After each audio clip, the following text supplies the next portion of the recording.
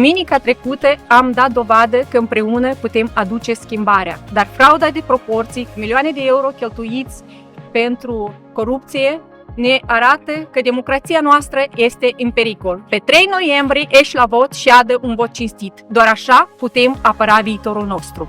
Nu puteți voi cumpăra cât putem noi vota. Pe 3 noiembrie fii un cetățean responsabil și hai la vot. Votul de duminica trecută a fost dovadă că împreună putem aduce schimbarea.